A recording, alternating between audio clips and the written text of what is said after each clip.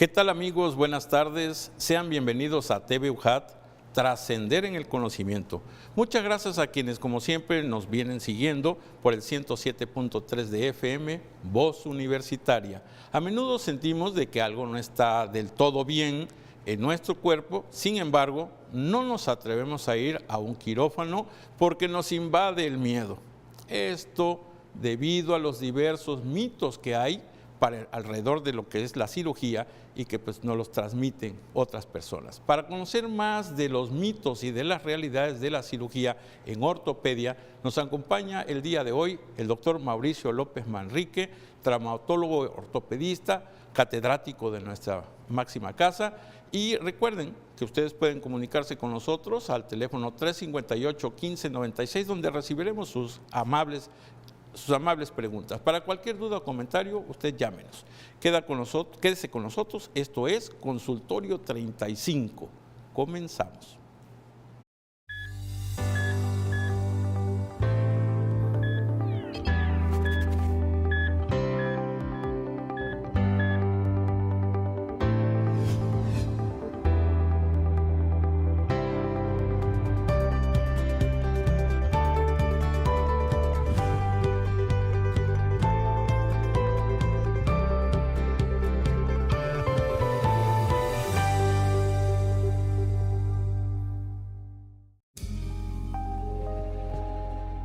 Mitos y realidades de la cirugía ortopédica. Muchas veces nos cuentan historias traumáticas, sentimos que algo no está del todo bien en nuestro cuerpo. Sin embargo, no nos atrevemos a ir al quirófano porque nos invade el miedo. Hemos escuchado a nuestros amigos hablar de los mitos que hay alrededor de las cirugías, pero ¿qué tanto de eso es verdad? Es importante informarnos detalladamente de los posibles riesgos, pero no hay mejor fuente que los médicos especializados en el tema. Aquellos que están certificados, son confiables y operan en sitios seguros. Los mitos ortopédicos más comúnmente escuchados incluyen: mito: el síndrome de túnel carpiano es causado por el uso de un ordenador o computadora. Mito: los síndromes de codo de tenista o de golfista se deben a las actividades deportivas. Mito: los niños con pies torcidos hacia adentro deben usar zapatos ortopédicos. Mito: si puede mover alguna parte del cuerpo, usted no tiene una fractura. Mito: hacer sonar los nudillos ocasiona artritis. Mito: tanto el calor como el hielo deben utilizarse inmediatamente después de una lesión. El día de hoy aclararemos algunos mitos y les daremos algunas recomendaciones para reducir esos riesgos de los que algunos hablan. Si usted siente que puede tener cualquiera de estas dolencias, le gustaría saber más acerca de ellas o si desea hacer una cita, quédese con nosotros y nuestra especialista en ortopedia aquí en Consultorio 35, donde los expertos comparten la salud.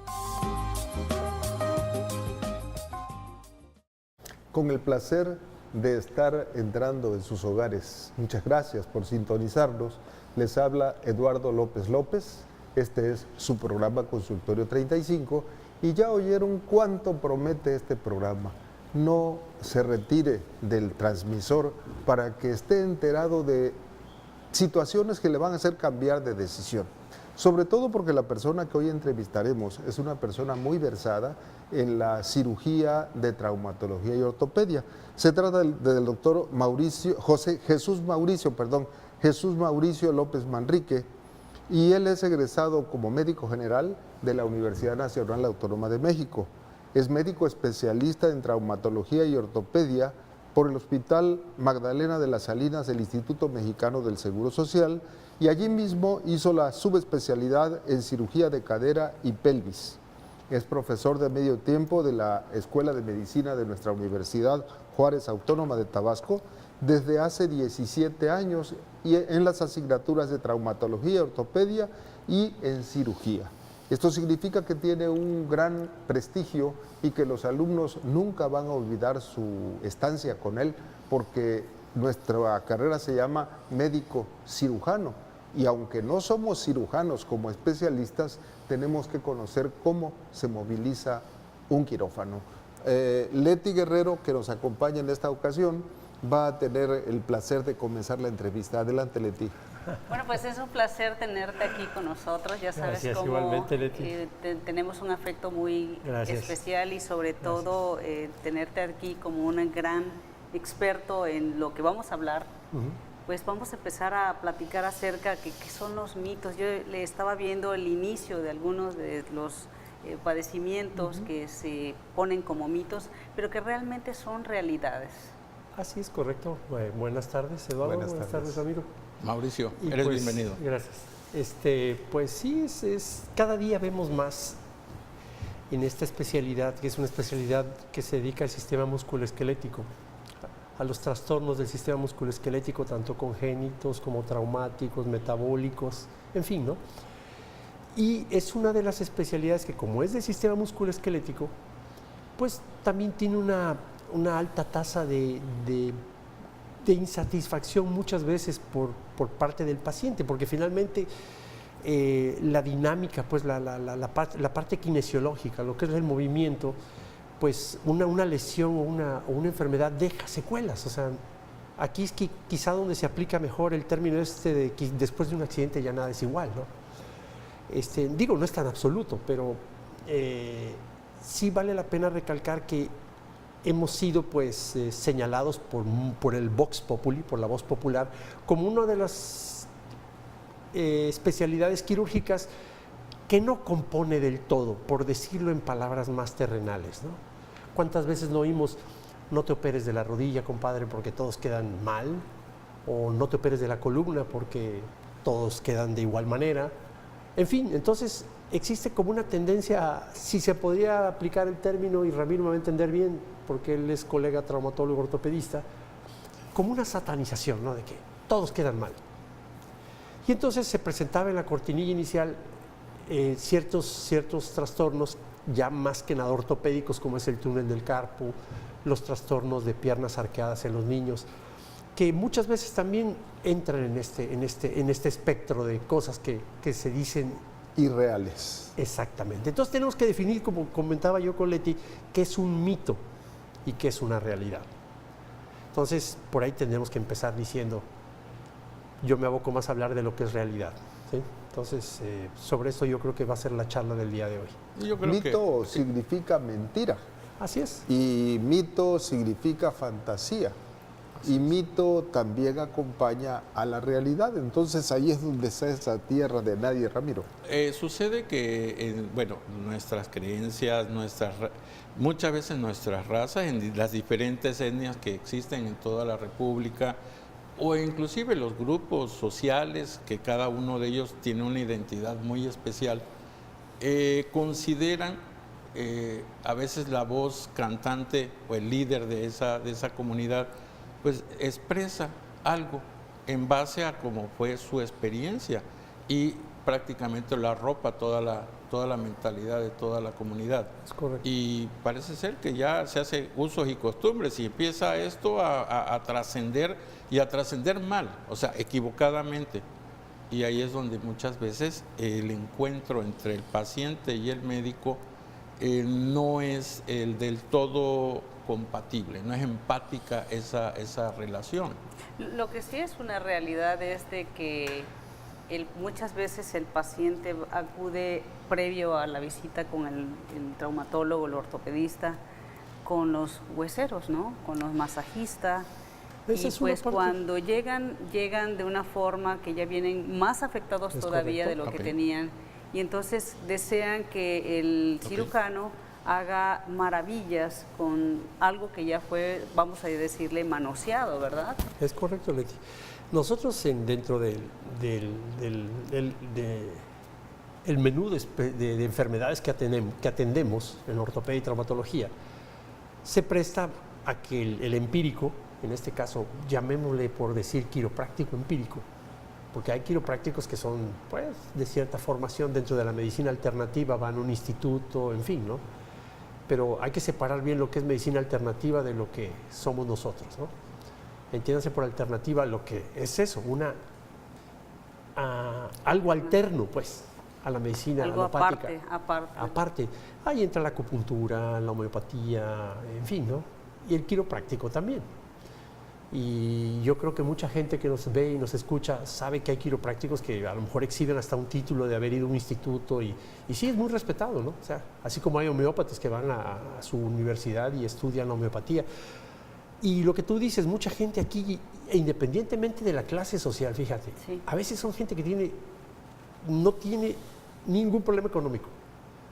Van primero con el quiropráctico empírico, con el sobador, el huesero. Vamos a hablarle como huesero. Huesero, sobador, etcétera. Y ya cuando ve que la cosa no está funcionando, ya regresa. Y tú como terapeuta física, tú lo sabes, como especialista en medicina física, también tú lo ves. Muchas gentes que te deberían ir a ti a ver primero, van con el empírico, con el sobador, con el huesero, y ya cuando las cosas pues no están mal y hasta te dicen, es que me dijeron que se me zafó, que un tendón tiene nudo. Entonces nosotros tenemos que aprender ese lenguaje, porque de repente nosotros, y quiero que lo sepan todos los que nos ven, nosotros los médicos a veces tenemos que aprender ese lenguaje de que se me abrió la caña, de que tengo nudos, de que me entró aire. Que me entró un aire, porque aire cruzado. científicamente Estoy abierta no de tiene, cadera, dice. exactamente, no existe una explicación lógica para eso. Por ejemplo, llamarle a la cadera, o sea, la parte baja de la región lumbar, cadera, digo, eso Hipócrates creo que tiene la culpa desde... Es que las inyecciones intramusculares siempre empiezan en cola. Así es. Y luego dicen cadera a la nalga. Así es. Y esa no es la Y cadera. esa no es la cadera, para nosotros es la articulación coxofemoral derecha e izquierda. Así es. No, pero muchas veces la región lumbar es donde Ellos se prácticamente refieren como cadera, sí. como Hipócrates cadera. en el Coro Hipocrático dice la cadera y le llama así a la región lumbar, pero bueno, en fin. Entonces, ya entrando en el tema, nosotros nos topamos con una serie de problemas que la gente no quiere operarse. Y no, te dice, doctor, pero es que fulano quedó mal de esto, quedó mal del otro, de la rodilla, de la columna. Y creo que podemos compartirlo hasta con otras especialidades como neurocirugía. La gente de repente espera que todo esto sea como un apéndice, como una amígdala que la quitas y todos somos felices y están curados y vaya usted a la calle y haga su vida normal. La cirugía del aparato musculoesquelético, y incluyo también a los colegas neurocirujanos, a veces las cosas no son tan precisas y la gente quiere quedar al 100%, digo, todo mundo. Nada más quiero comentarte, te mandan saludos a través de internet. Ajá. De Sturber, Austria. Hasta allá nos están viendo, están este programa, lo están captando a través de lo que es el ciberespacio, a través de internet.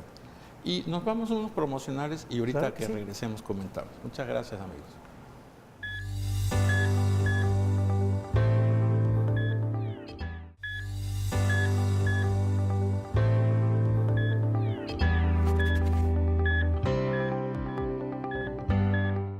Mitos y realidades en cirugía ortopédica. Es el tema que hoy Consultorio 35 les ofrece. Ya llevamos el primer segmento y nos acompaña el doctor López Manrique, quien nos haya dado una semblanza general de a qué se orienta este tema. ¿Continuamos, maestro? Muy bien, gracias, doctor Eduardo. Entonces, hablábamos de las complicaciones en esta especialidad y les decía yo que son terrenos compartidos, yo lo veo también muy similar con la neurología, ¿no? La neurocirugía en lo personal, ¿no?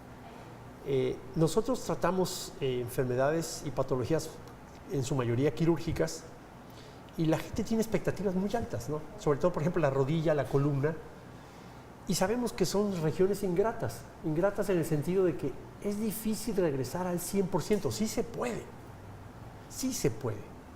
Entonces la gente mantiene expectativas muy altas y son cirugías que requieren de un alto entrenamiento. O sea, la curva de aprendizaje de la persona que lo va a realizar tiene que estar preparada. No cualquiera lo desarrolla. ¿Cuántos años son de la especialidad? La especialidad actualmente dura 4 años. Y la ortopedia y traumatología tiene subespecialidades, en la cual está cirugía articular, que es todo lo que es rodilla, cadera, etcétera. Que son los que ponen prótesis, hacen artroscopías, reemplazos. Luego está cadera y pelvis, que son los que se dedican a esa zona nada más. Columna, que también mano, pie y tobillo. Artroscopía. Medicina del deporte desde el punto de vista quirúrgico, ¿sí? Microcirugía, los que hacen reimplantes. En fin, o sea, hay una amplia gama de subespecialidades y aquí en Villahermosa tenemos ya varios colegas que se dedican a ciertas áreas específicas. Cuando hablabas tú del tiempo en que se desarrollan las habilidades, entonces ya tienes tu formación de especialista. Sí. Y en una de las subespecialidades, ¿qué tiempo te lleva? Hay subespecialidades que van de 1 a 2 años. Eso es. ¿Sí? La gran mayoría con 1 año es suficiente. Hay otras que toman hasta 2 años. Los materiales que se utilizan son de metales muy, ¿cómo decirte?, muy costosos. Sí. Son de factura muy especializada y por lo tanto son caros. Son caros. La especialidad es una especialidad, para desarrollarla se necesitan recursos. Los implantes, llamémosle implante a todo lo que es una prótesis, placa, clavo, etcétera, ¿no? Todos los implantes que hay normalmente se fabrican fuera del país y son implantes hechos de acero, titanio, cromo, cobalto, en fin, ¿no? Vanadium también. Exactamente, entonces tienen un alto control de calidad y están sujetos también a fallo, ¿sí?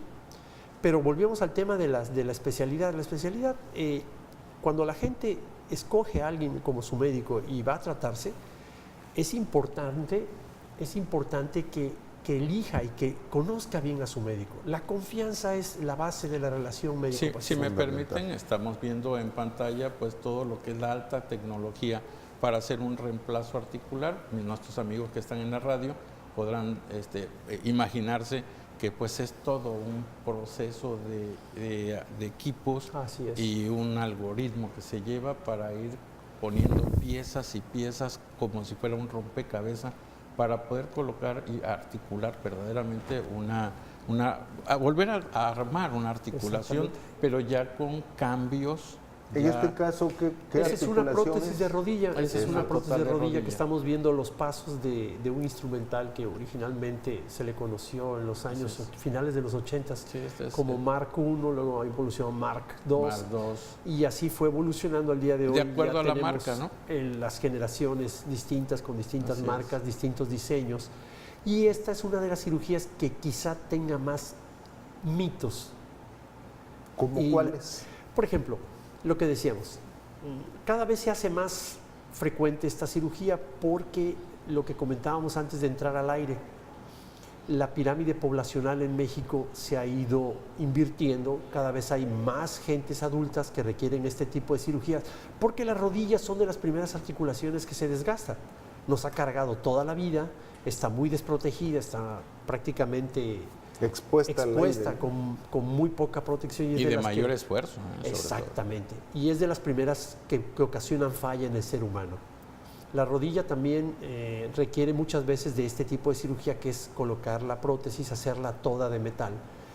Se hace prácticamente en casi todas las instituciones y tiene sus fallas. O sea, no es una cirugía que sea segura al 100%.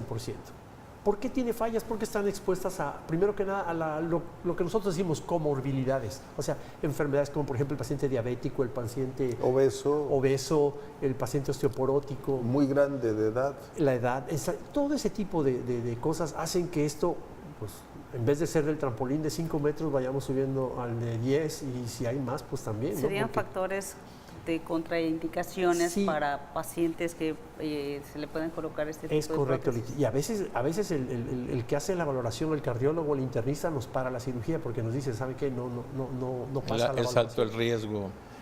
Pero para concluir y cerrar este tema de la prótesis de rodilla, lo que es la cirugía articular en lo esencial, la gente me dice, doctor, no me quiero operar porque fulano quedó mal, sutano quedó mal. Híjole, convencerlo se vuelve una labor titánica. Claro. Yo quisiera decirles a los que los escuchan que, hay una persona que las hace muy bien, que es Dios nuestro Señor, ¿verdad? Pero ese nada más lo hace una sola vez en la vida. Nosotros tratamos de hacer algo parecido. No tengan miedo. Ustedes, la esencia es confiar en su médico. Hablen con su médico. Pregúntele, doctor, ¿usted ha hecho esto? Y no se debe ofender, ¿eh? Usted lo ha hecho, conoce bien la técnica, ¿sí? Que les dé la seguridad. Porque luego la gente, por uno que queda mal, piensa que todos van a quedar mal. Y esto es como cuando se accidenta un autobús, ¿no? De repente mueren 30 en un accidente y viene la gente que dice, no te subas a esta línea porque todos se mueren. O se cae un avión y no te subas aquí porque todos se mueren. Y eso no es cierto. Claro. O sea, el problema es que el mal hace más ruido que el bien. Ese es el mito. Ese es el el mito. tenerle miedo a algo que no sucede siempre. Así es, porque la persona que queda mal de una cirugía ortopédica normalmente se lo cuenta a todo el mundo. Digo, los periódicos están llenos de noticias malas, ¿no? O sea, Claro. difícilmente hay noticias buenas. Entonces, cuando dicen, ¿quién te operó? No, pues me operaron en tal lugar y son unos infames que me dejaron así, ¿no? Si dejamos de lado la rodilla, que ya dijimos lo Sí. difícil que es, Sí. ¿cuál es la siguiente articulación problemática? A la columna vertebral. La columna Valdría vertebral. la pena que hicieras una semblanza muy rapidita de cómo está integrada la columna vertebral para fungir como un elemento móvil. Así es, la columna vertebral es un elemento que pues toma su nombre en analogía a esa figura arquitectónica, ¿no? que todos conocemos, que es la columna en arquitectura. De hecho, revisamos en la historia universal que la columna jónica y la griega, en fin, ¿no? Pues la columna que nos sostiene a nosotros, que nos da estructura y sostén, está compuesta de 33 a 34 elementos que se dividen en 4 regiones, que es cervical, torácico, lumbar y sacro, o sacrocoxis, que iba incluido, ¿no? Tiene 2 curvaturas hacia adelante y 2 curvaturas hacia atrás, y 2 elementos rígidos y 2 zonas muy móviles. Las zonas móviles son las que más problemas dan, cervicales y lumbares. Y prácticamente el 90% de la patología de columna se centra en esas 2 áreas, cervical y lumbar. ¿Por trauma o por degeneración? Los dos, Por ambas los dos son muy... Cada vez tenemos vehículos más veloces, carreteras, adicciones, y la gente pues toma alcohol, consume drogas, y hay unos accidentes terribles cada vez. Y tomando en cuenta también la obesidad, igual que forma parte de... Así es, del problemas. conglomerado que hace más grave. Coadyuvante. Coadyuva. Entonces, la columna también tiene sus... De hecho, en Estados Unidos la tasa no de recidiva, sino de complicaciones posoperatorias dentro de ortopedia, está la columna vertebral, que es la que más insatisfacción causa en los usuarios, pues. Tiene varias componentes la columna vertebral. Se articulan unas con otras, tiene un disco intervertebral ¿Es correcto? y es la inserción de muchísimos músculos y ligamentos. Es correcto. Entonces la posibilidad de que cualquiera de ellos tenga una patología es mucha. Dijimos al principio del programa que contamos con otro traumatólogo y ortopedista y con una especialista en medicina física y Están en rehabilitación. desventaja. ¿Qué tal si vamos Integrándolos. aprovechándolos? Así es. Bueno, hay un mito clásico que de repente me llega un paciente y vengo precisamente del quiropráctico, él ya no puede hacer más nada, sigue mi dolor, él ya me acomodó. Óigase bien, ya me acomodó mi columna. No es posible esto de que te pueda acomodar alguien un segmento de la columna, cuando la columna tiene una gran cantidad, basta, suficiente, de retención de ligamentos, liguitas, ligotas, músculos, cápsulas que permiten mantenerla en su sitio. Nadie puede mover una vértebra. Es que después de que me la colocó en el sitio, hasta sentí donde tronó, se me quitaron los dolores. Ese es otro mito. ¿Cómo puede tronar la columna? La que trona son sus dedos del que lo está haciendo, ¿no? Es correcto. Porque la columna no crepita. Bueno, Letia, tú que haces rehabilitación, Bueno, en ¿cómo te cuestiones de vayas? rehabilitación, cuando llega un paciente, vamos a llamarle así virgen, sin haber pasado antes por traumatología y ortopedia, o por ¿Ellos le cualquier quitan la otro- virginidad? ¿Mande? Ellos le quitan la virginidad. Ellos le quitan la virginidad a estos pacientes, no es cierto. No, pero sí, bueno, o sea, nosotros los especialistas en rehabilitación hacemos una revisión muy minuciosa de todo, incluyendo fuerza muscular, si hay alguna parte de su cuerpo que está hipotrofiado por algún tipo de debilidad que se esté presentando debido a que, por ejemplo, una raíz esté siendo mascada en el momento en que está saliendo a través de la columna, etcétera. Podemos estar revisando muchas cosas, reflejos. Le damos, normalmente si pensamos que hay la posibilidad de algún tipo de hernia discal, entonces de mi parte yo solicito una tomografía o una resonancia magnética, y también dependiendo del bolsillo del paciente, porque no podemos mandarle estudios muy caros cuando el paciente no tiene los medios, ¿no? Y sobre eso, bueno, ya revisamos pero si encontramos obviamente que alguna hernia o 2 o 3 que a veces se puede presentar, por ética hay que enviárselo a ellos con la finalidad que resuelvan la situación y ser honestos con el paciente, decirle desde el punto de vista de rehabilitación no hay que hacer nada, esto es quirúrgico o es al revés, ¿no? Sí. Si es cuestión de rehabilitación, bueno, entonces lo integramos dentro de un programa y trabajamos sobre eso con la finalidad de quitar ya sea la contractura muscular, que puede ser la causa de un problema de dolor constante exclusivamente sin llegar a ser un problema mucho mayor como una hernia discal. Sí, Entonces, bueno, eso es si me básico. permiten, estimados amigos, vamos a ir a un promocional, pero antes yo quiero despedir a la doctora Leti Guerrero, quien estuvo pues medio programa con nosotros, tiene ahorita unos compromisos, y pues también aprovechamos a mandarle un saludo a nuestro compañero Alberto Andrade. Aldo, que anda también. Y muchas gracias, estamos ahorita de regreso con ustedes.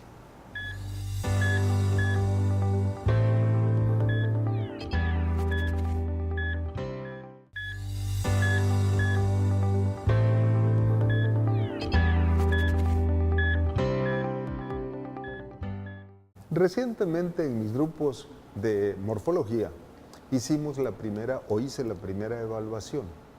Me asombra que la mayoría de mis alumnos querían hablar sobre la columna vertebral, pero nada más querían hablar de lo que dijo el doctor Mauricio en un minuto, es decir, cuántos huesos tiene, cuál se mueve, cómo se llaman.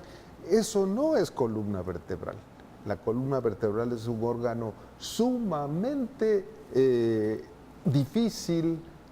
Cuando hablamos de él como órgano de sostén, como órgano de inserción de músculos, como órgano en la bipedestación, cómo se modifica durante el embarazo, durante la senectud, durante un trauma. Hay tantas cosas que hablar de columna vertebral que por eso nos decía el doctor López Manrique, quien es nuestro entrevistado en este tema de mitos y realidades, pues que hay que estudiar mucho.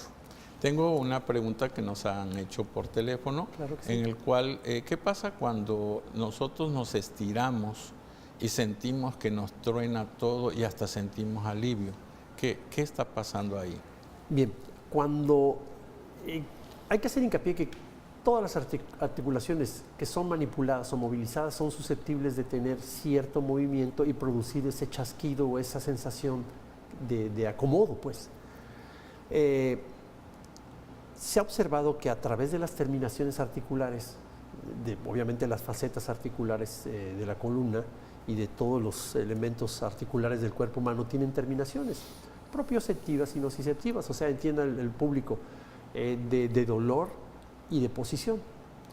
Esas terminaciones son estimuladas cuando uno lleva una articulación a un extremo, que produce no se le puede decir una subluxación porque no es eso, simplemente es un juego de superficies que hace que produzca un sonido y la gente obtiene un beneficio que puede resultar hasta adictivo. ¿Como placebo? Como placebo. Entonces tenemos gentes que empiezan un día tronándose las manos y descubren algo que psicológicamente les trae un bienestar. De hecho, ese es el principio de la manipulación de la columna en la medicina alternativa. El hecho de provocar esos tronidos, chasquidos, la gente siente como que algo se acomoda, pero en realidad no se está acomodando nada. Hay otra pregunta en la cual dicen que fue a que le hicieran su relajamiento, su masaje y todo. Correcto. Y después le hicieron colocar sus manos, sus dedos cruzados atrás de la nuca y vino una persona por atrás y donde lo levantó, él sintió que le tronó toda la espalda, ¿no? Es correcto. Pregunta si eso es bueno o es malo. Las manipulaciones, siempre que sean hechas por alguien que tenga la idea, el conocimiento y no vaya a producir una lesión, porque ese es el riesgo de producir una lesión. Hay gente que puede manipular las articulaciones cuando, por ejemplo, la espalda. La espalda tiene muchos elementos que pueden producir chasquidos, que son las caras articulares de las vértebras y las articulaciones costovertebrales. Así es. Y mucha gente lo sabe manipular, entonces produce un alivio, un alivio transitorio y la gente siente como que algo se acomoda o deja de doler y es un principio terapéutico. Sí. Porque si la gente siente alivio, venga, pues bienvenido, ¿no? Tenía razón el maestro López, al decir de que pues no es nada más lo que es la carga que tiene, sino la inserción de un sinnúmero de músculos que a veces en un esguince, un mecanismo de latigazo, o sea, usted descuidado en su carro y viene alguien y le pega por detrás, esa energía usted la va a absorber y se la va a transmitir a su columna, lo cual puede llevar a cabo un arrancamiento, fractura de alguna de las apófisis. He observado en nuestros alumnos también el hecho de que traen un peso muy grande en su mochila y la colocan en un solo hombro, no obstante que traen 2 tirantes. Se ven muy sexys, se ven muy atractivos con el hombro acá. Lo que no saben es que están larvando toda una serie de contracturas musculares porque no está equilibrado la carga. Por eso trae 2 tirantes. Muchachos, por favor, utilicen los 2 tirantes, déjense de estar apareciendo lo que no son modelos, no están actuando para la televisión, como Mauricio ahorita, por ejemplo. ¿Y qué nos dices, Mauricio, de tu experiencia en la cirugía? ¿Cuáles han sido los casos más interesantes de tu quehacer quirúrgico? Pues volviendo al tema, pues la cirugía, pues yo quizá lo que más hago, hago traumatología en general y ortopedia en general, pero reemplazos articulares es lo que quizás más estoy haciendo. ¿Y de cuál de las articulaciones es la más frecuente? Cadera. En cadera. Sí. ¿Quieres explicar cómo hiciste con rodilla? ¿Qué es la cadera? La cadera para entenderla bien es la unión del hueso del muslo, el fémur, con la pelvis. Ajá. Tenemos una derecha y una izquierda y está susceptible a traumatismos, a fracturas y a desgastes, lo que nosotros conocemos como artrosis. El fémur tiene una pelota esférica totalmente como esa, ¿verdad? Es correcto. Y se aloja en una copa. Que es el acetábulo. El acetábulo.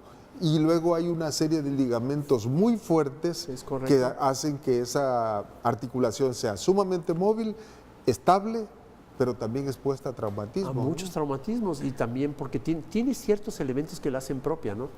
Y obviamente también tiene sus problemas y serios, tanto en la niñez como en la luxación congénita, la enfermedad de Lecca-Albe-Pertes. Hay muchas enfermedades de la cadera en el niño. En el niño hay 4 enfermedades típicas de la cadera, que son la displasia del desarrollo, antes conocida como luxación congénita, la enfermedad de Pertes o Lecca-Albe-Pertes, que es la necrosis, o sea, se muere la cabeza femoral, más o menos entre los 4 y los 8 años de edad. Tenemos una muy común que es la sinovitis transitoria, que es un dolor transitorio de la cadera que puede ser el inicio de algo más grave luego. Y tenemos las artritis sépticas, o sea, las infecciones de la cadera, que ahí van y se meten. Eso es en la pediatría. Bueno, agregaríamos ahí una que también, pues por la frecuencia que ha venido tomando relevancia, el deslizamiento. Ah, sí, también me faltó esa. Es correcto, la epifisiolistesis proximal del fémur. ¿Qué es eso? Es uno de los núcleos de crecimiento del proximal del fémur. El niño tiene una arquitectura distinta a nosotros, tiene núcleos de crecimiento. Es decir, cartílago. En la unión de la parte larga con la cortita, es correcto. Allí hay una... Lo que nosotros conocemos como la pelota de la cabeza del fémur, que es la epífisis y la metáfisis, la parte del cuello, existe un núcleo de crecimiento. Por sobrepeso, por problemas endocrinos, por caídas, o sea, la lista es muy grande y hasta a veces no sabemos por qué, de repente se empieza a deslizar. Es decir, deja de estar pegada al hueso de arriba y al hueso de abajo. Y empieza a sufrir un deslizamiento progresivo que muchas veces se tiene que operar. De hecho, la mayoría hay que fijarla. Hay que fijarla, se fija con tornillos. Esto es. Y entonces, te digo, es una especialidad tan grande que en todos lados encontramos bemoles. Vamos a tratar otro tema que vino en la cortinilla, que son las piernas arqueadas, por decir, y el pie plano. Muchos papás tienen esa figura y nos llevan al niño al consultorio pensando que lo ven arqueado cuando tiene 1 año y medio, 2 años, y piensan que así se va a quedar toda la vida. Nosotros eso lo conocemos como genu varo del desarrollo. Genu varo. También hay genu valgo del desarrollo. Genu es rodilla. Quiere decir rodilla. Genu es rodilla, exactamente. Y varo abierto. Varo abierto. Digo, perdón, cerrado y valgo. Exacto, que los vértices del ángulo apuntan hacia afuera, es varo. ¿En paréntesis o en tijera? O en tijera, que es cuando el ángulo apunta, el vértice apunta hacia adentro, es lo que nosotros conocemos como valgo. Eso es. Los dos son causa frecuente y muchas veces convencer sobre todo a las mamás, ¿no? El papá no es, los hombres como que de repente son más racionales, no digo, perdonen las señoras que nos escuchan, pero la verdad que a Ramiro no me va a dejar mentir, ¿no? Las mamás son más quisquillosas con eso y piensan que así se va a quedar toda la vida. Y no, no es cierto. No, o sea, si se trata de niñas. el 95% del genu varo y genu valgo del desarrollo se resuelven espontáneamente. Antes de los 4 años, Sin acabó. ninguna indicación Sin como ninguna ejercicio, indicación. alimentación, nada. Con el juego, vamos a decirlo, el de los niños es suficiente. el desarrollo normal del niño hace que genu varo o valgo se resuelvan 90-95 de espontáneamente, ahora sí que con médico, sin médico y a pesar del médico. Ahora sí te voy a platicar un mito. Ajá.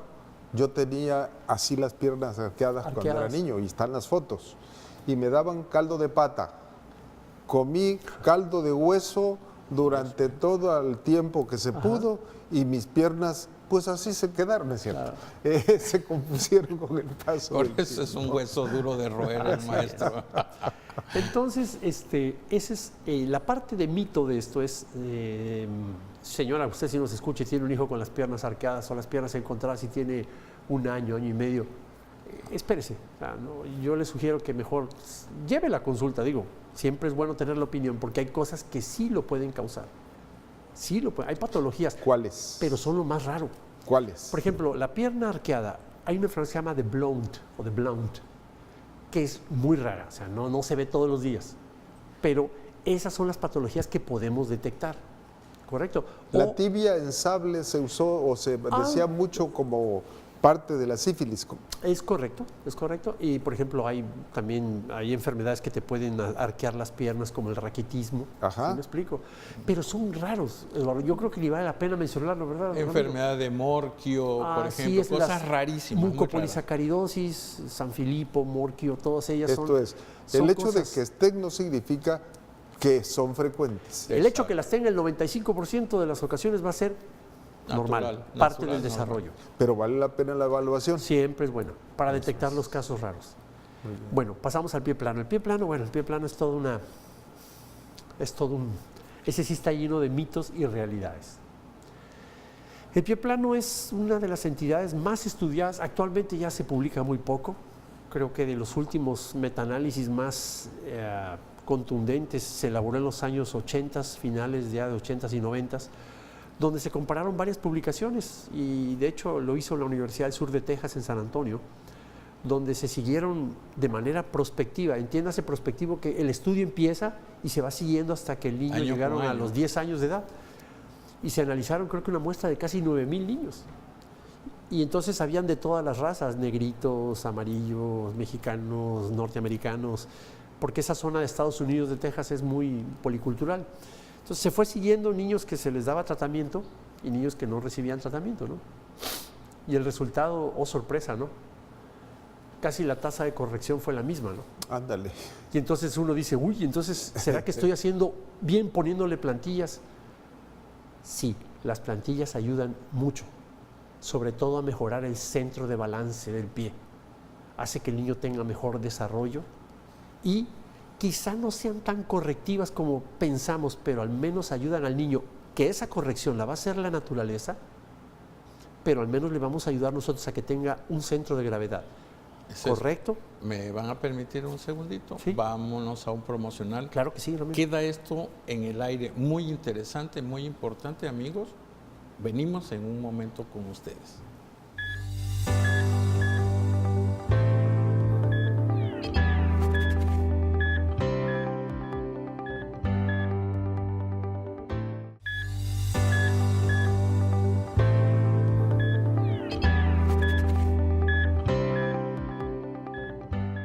Estamos entrando al cuarto segmento de este programa y hay tanto de qué hablar. Comenzábamos a semblantear el pie plano y probablemente no terminemos todo lo que queda en el fondo de la olla, pero da lugar para otro programa. Seguimos con el pie No, pues, plano. yo ya me tocó ver el programa de mi querido doctor y amigo, el doctor Alfonso Bertolini, que estuvo aquí con ustedes y pues él es un especialista en esa área. Y la verdad que quede claro, el pie plano se tiene que revisar. se tiene que revisar porque hay patologías que pueden causarlo y que son susceptibles de tratar. El pie plano más común es el pie plano laxo, ¿sí? El que es por laxitud de ligamentos y conforme el niño va creciendo va remitiendo, pero hay que ayudarlo, hay que darle un empujoncito. Y hay causas de pie plano como por ejemplo malformaciones congénitas, huesos que estén pegados uno con otro. Hay cosas que hacen que esos pacientes requieran atención especial y lo hacen de mal pronóstico. Ramiro hacía una mención a la anatomía del arco plantar. Al arco plantar, Hay sí. dos arcos, ¿no? Uno longitudinal y uno transversal. Y transversal, es correcto, sí. Siempre todo eso hay que valorarlo. ¿Cómo intervienen estos para que podamos decir pie plano o no? Entiéndase por el pie plano la caída del arco longitudinal. El arco longitudinal es el que es visible, el arco interno longitudinal. El niño pisa y su huella es completa. Exactamente, es completa. Se desaparece el arco longitudinal, obviamente también el arco anterior o el arco transversal anterior, que es muy importante, pero ese solamente lo vamos a valorar en una podoscopía. O sea, poner al niño sobre el espejo, ¿sí? en el consultorio del traumatólogo. Entonces, aquí sí hay una serie de cosas que hacen que el seguimiento del pie plano a veces... todo el mundo le entra, ¿no? O sea, le entra el médico general, le entra todos. O sea, yo he visto mandar plantillas a todo el mundo, ¿no? Mi consejo, si usted sospecha que su hijo tiene pie plano, no lo lleve, por favor, antes de los 2 años. Una buena edad es a partir de los 2 años, 2 años y medio, que ya desapareció el cojín graso del pie, porque el cojín graso del pie, pues, digo, a todos los que han sido papás, nos gusta besar las patitas a los niños, bueno, eso desaparece, así como en las manos también. Y eso hace que el niño pareciera que al año y medio tuviera pie plano, pero bueno, esperamos que eso desaparezca. 2 años, 2 años y medio es buena edad para llevar al niño a su primera, si usted sospecha que tiene pie plano, y deje a nosotros que encontremos si hay algo malo o todo va a llevar a un final feliz. Dentro de la exploración hay cosas que nos van diciendo, y las rayos X, cosas que pueden llevarnos hacia mal pronóstico. Mencionaste el podoscopio. Ajá. Esto es útil y realmente mucha gente no sabe que es tan sencillo. El plantoscopio o podoscopio, bueno, sí, actualmente los hay hasta digitales, se para el chiquillo y vemos en la pantalla de la computadora la huella. Un análisis de la huella y de la carga, y sí, ese es un recurso bueno, bien Eso aplicado, sirve para valorar. Entonces creo que en los niños hay que tener mucho cuidado. La gran mayoría de patologías de los niños son transitorias, por si le podemos decir patologías, llamémosle trastornos del desarrollo, y esa es una parte muy bella de la pediatría que nos permite, de la ortopedia pediátrica, llevar buenos seguimientos siempre es lo mejor. Ante la sospecha de algo, olvídese de estar a que la comadre le aconseje o que vayan directamente con el fabricante de plantillas, no, mejor vayan primero con el ortopedista. Todavía he visto que algunos niños traen las mangueras. Y entraste en un tema muy debatible. Dios. Para torsión femoral. Bueno, la torsión femoral es una patología del desarrollo, también es un trastorno del desarrollo, no se le considera una enfermedad como tal. Es un variante del desarrollo que hay 3 teorías básicas, que es la posición intrauterina, o sea que cuando está el niño dentro del útero, a lo mejor estuvo sentado y eso hace que las rodillas provoquen una rotación interna. La segunda teoría es la tendencia familiar, o sea que mamá o tías venga con esa carga. Y la otra es totalmente fisiológica, que en el embrión existe una rotación dentro de la embriogénesis, dentro de la gestación. Las extremidades inferiores tienden a dar una rotación interna que luego se revierte. Bien, esas son las 3 más aceptadas. La torsión femoral se ha vuelto un problema ya casi, ya vamos a entrar, y a lo mejor lastimo un poquito de susceptibilidades en cierta mercadotecnia, ¿sí? Por ejemplo, el Colegio Norteamericano de Ortopedia Pediátrica ya desechó el uso de mangueras. Se le llamaba en Estados Unidos cables twister por twist, por las puntas hacia afuera. De hecho, hay 3 estados de la Unión Americana donde no nada más ya no se aconseja, sino están proscritos. O sea, el médico, si los va a recetar, si cree en ellos, tiene que hacer firmar al paciente. Una responsabilidad. Ya le expliqué que y puede... aparte no nada más eso, el efecto bullying que causa Ya lo traer creo. cualquiera. Quizás sea el más Que importante. es el Es el más más importante. difícil. Entonces, eso hay que dejárselo a la naturaleza. La torsión femoral la va a diagnosticar el ortopedista porque hay otras causas que pueden hacer que gire hacia adentro. Claro. Entonces, esas son las que hay que diagnosticar, pero cuando es una torsión femoral pura, el crecimiento lo va a hacer.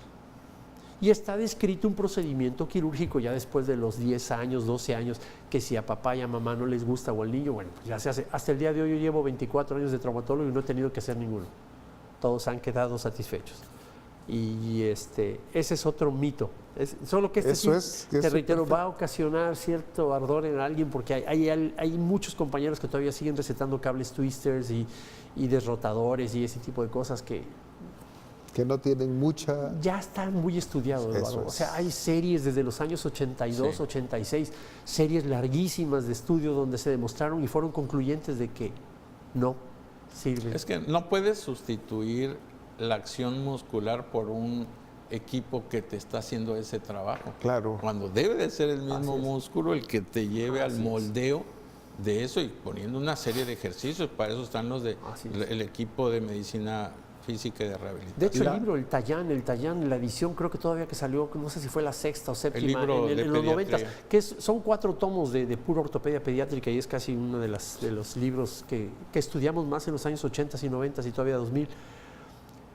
Ya en la edición que se publicó a mediados de los 90 es concluyente, no funciona. Ajá. Así, se acabó. La biomecánica es un área muy fuerte para la educación del ortopedista, Ajá.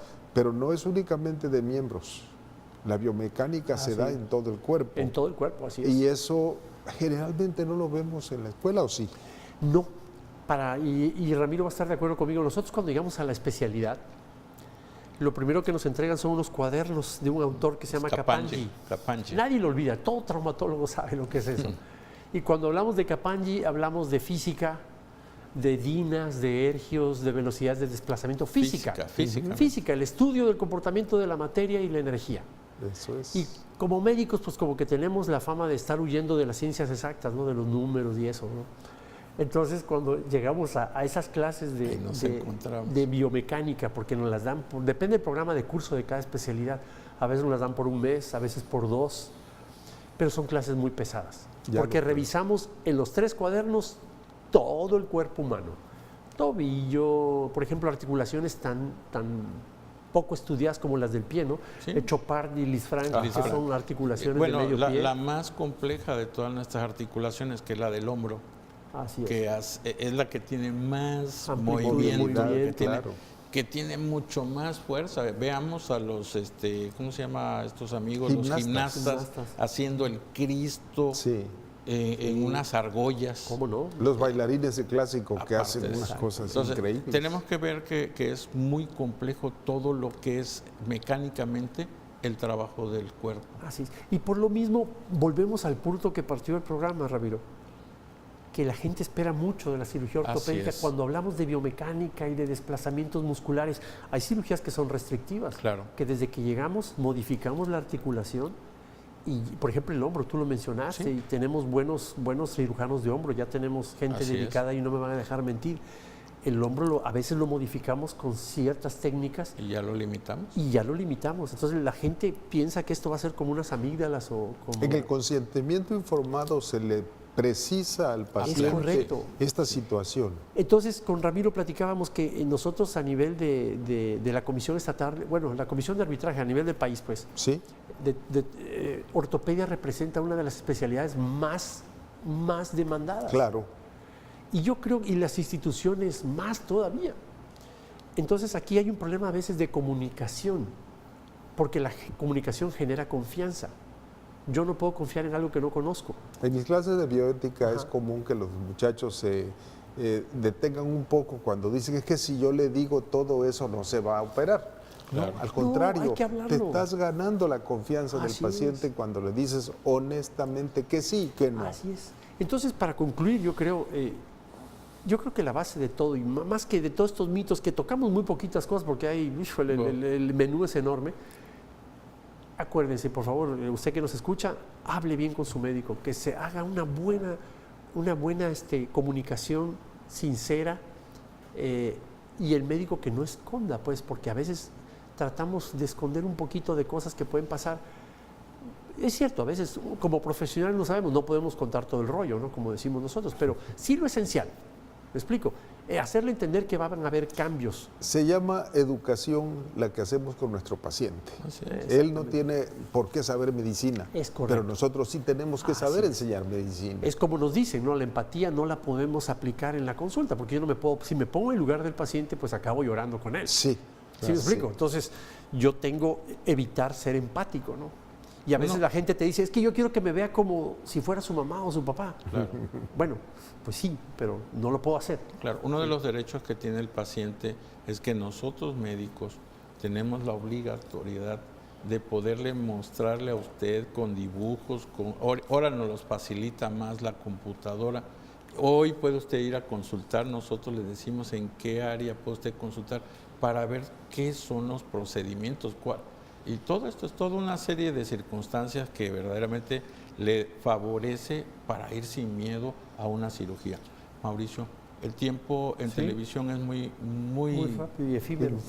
Infame. Yo quiero agradecerte en nombre del doctor Abdo, de Leti Guerrero, de toda la producción y de nuestro canal UJAT. Gracias, Roberto. Tu presencia. Gracias. No lo vamos a dejar suelto, lo tenemos que seguir exprimiendo en cuanto a esto de mitos y realidades. Muchas gracias, Mauricio. Ha sido un programa muy agradable. Gracias a ti. Gracias, amigos. No dejen de sintonizarnos. Y Mauricio, muchas gracias. No, pues ya saben, nada más es cuestión de comunicación. Así es. Pues amigos, esperamos vernos nosotros pronto, la próxima semana. Muchas gracias por habernos recibido. Un saludo, hasta luego.